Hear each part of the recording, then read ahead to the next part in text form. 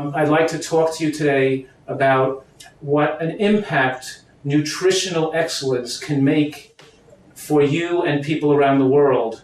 We can win the war against disease. We can have healthier nations. Right now, we are spreading American fast food companies and processed foods are spreading all over the world.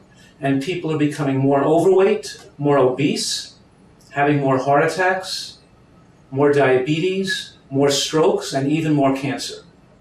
The good news is that nutritional science has advanced to the point where we can have people not have heart attacks. We can win the war against cancer. We can stop people from having strokes. And as they become more elderly, they don't have to become demented in their later years. And in healthy populations with low medical costs, with a dramatically more successful and happier population without the fear of these diseases. And what we've learned, the secrets that we've learned to protect ourselves, have to do with nutrients. And there are two types of nutrients. There are macronutrients, and the macronutrients contain calories, and those are called fat, carbohydrate, and protein. And if you eat too many macronutrients, too much fat, too much carbohydrate, and too much protein, we can become overweight, and we can promote aging and promote heart attacks and strokes. Now, food also contains micronutrients, and micronutrients do not contain calories. They're things like vitamins and minerals and phytochemicals. About 80 years ago, in 1930, scientists first discovered 14 vitamins and about 20 different minerals, and everybody said, wow, this is great. We could help people live longer and help people be much healthier. And what happened between 1935 and 2005 is that heart attack rates went up all over the world, stroke rates went up, and cancer rates went up every single year for 70 years straight. We didn't realize until about 15 years ago that the third type of micronutrients, called phytochemicals, were missing, because the third type of micronutrients, called phytochemicals, are not found in processed foods, and they're not found in animal products, but they're found in fruits and vegetables. So when we thought that we could take processed foods and add a few vitamins and minerals to it, or take a vitamin supplement and think we're getting enough, we were mistaken. Because now we know that every tomato has 1,000 different nutrients in it. Every head of cabbage, every piece of lettuce, every cucumber, every bean or berry or sprout has hundreds, even thousands of nutrients that are so important to protect our precious health. So if we sum up what we've learned in the last 15 years in the field of nutritional science, we've realized that we have to eat a diet that's very high in nutrients, very high in micronutrients, including not just the ones we discovered 70 years ago, but all the new nutrients that we're discovering, all the new findings, that full symphony of nutrients we're finding that exists in natural fruits and vegetables, beans, nuts, and seeds. So the first thing I'm saying here, I'm making the point that as a nation, countries all over the world have made tremendous mistakes as far as protecting the health of their population. The mistake we made is we thought that we could eat anything. We could eat white flour, we could eat bread, we could eat pasta, we could eat sugar, we could drink soda all day. It doesn't have to be high in micronutrients, and then we could just take a vitamin pill and be okay. And we found out it doesn't work.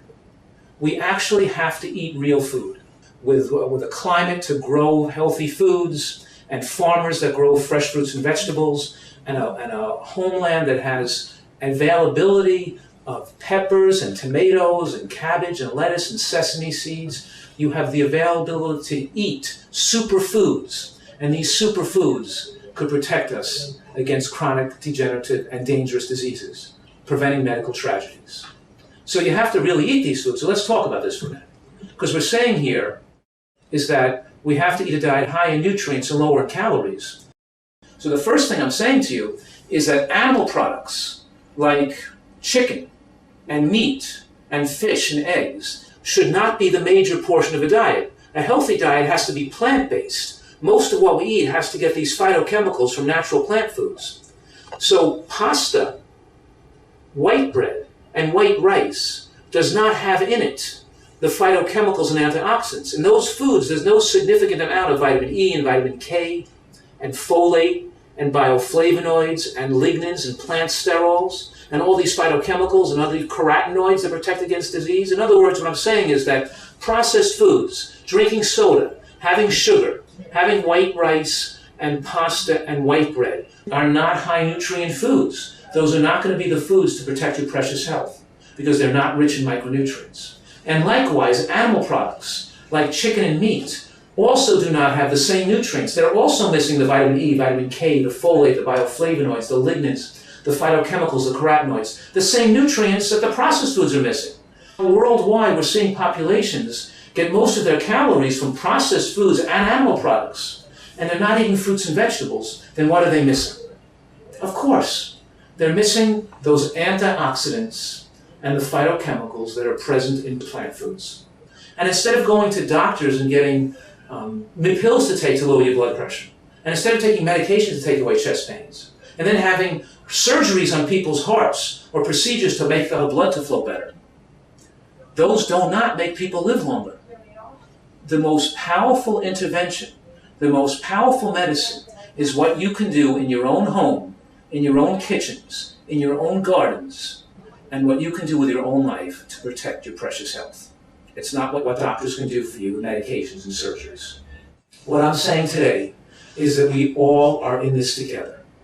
If we all eat a diet, which we call it a plant-based, high-nutrient diet, we look to eat more of the foods that are highest in nutrients. And the foods that are highest in nutrients, including these micronutrients I'm talking about, are green vegetables. Green vegetables win the awards because they have more nutrients per calorie than any other food. In other words, an animal product like a piece of chicken or a piece of meat is not high in nutrients per calorie. It gives you lots of calories, but not lots of micronutrients. Now take a piece of broccoli or some cabbage or kale that also is high in protein, because don't forget, green vegetables are high in protein. That's how come gorillas, hippopotamus, rhinoceros, elephant, and giraffes get so big, because they eat green vegetables, they eat a lot of protein. And green vegetables are high in protein.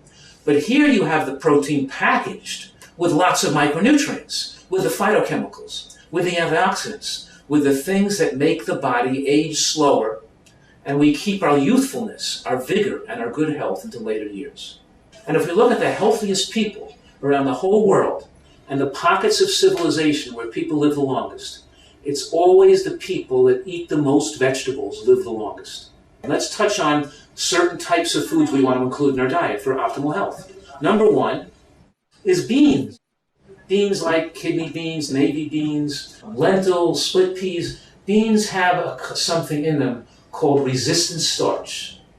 And resistant starch doesn't raise the glucose level. It's broken down by bacteria in the colon. As the bacteria in the colon change the resistant starch into short-chain fatty acids. And those fatty acids protect us against colon cancer. Beans promote weight loss, they give us energy, they're high in protein, and they protect us against cancer, and they're linked in the scientific studies to enhancement of longevity in elderly people. Number two, green vegetables. To be on a healthy diet, we have to eat some raw vegetables and some cooked vegetables. We have to eat green vegetables. Lettuce, salad, cucumbers, cabbage, the broccoli family, all those green vegetables have specific compounds that have been shown to protect against breast cancer, prostate cancer, colon cancer, and of course heart attacks and strokes. They're longevity-producing foods. If we mix the greens and the beans now with nuts and seeds, right? Almonds, cashews, sesame seeds, sunflower seeds, they have almost magical superfoods, protective compounds that prevent against cardiac arrhythmias, irregular heartbeats. They lower your cholesterol. They make people live longer. They prevent sudden cardiac death. They stabilize the brain. And the healthy fats in seeds and nuts increase the absorption of nutrients from the vegetables and the beans. They also make the protein very complete.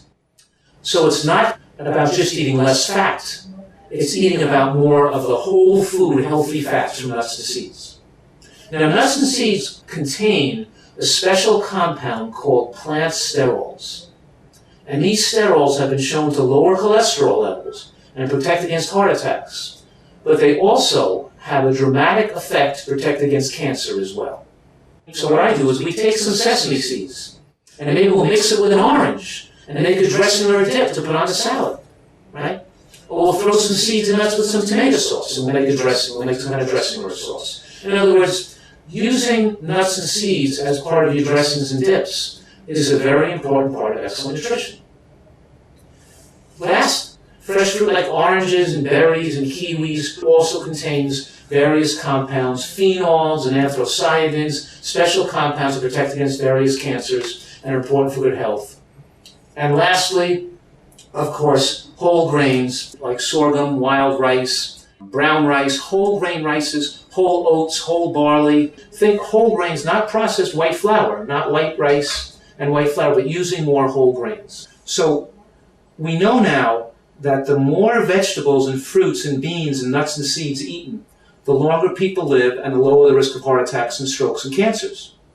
Now, in addition to preventing these chronic diseases later on in life, it also can help people have better function in school, more attention, more alertness, more protection against diseases like influenza, like the flu.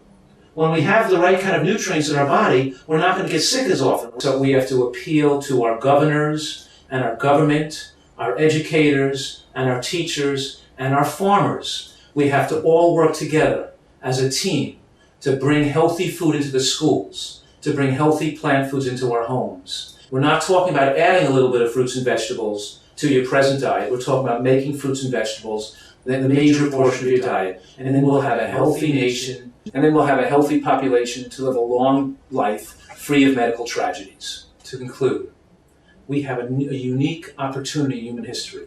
This is a blessing. We have science and information that can enable us to live better and to live healthier and to live longer than ever before in human history. Let's take advantage of the natural bounty of the land and have one of the healthiest places in the whole world.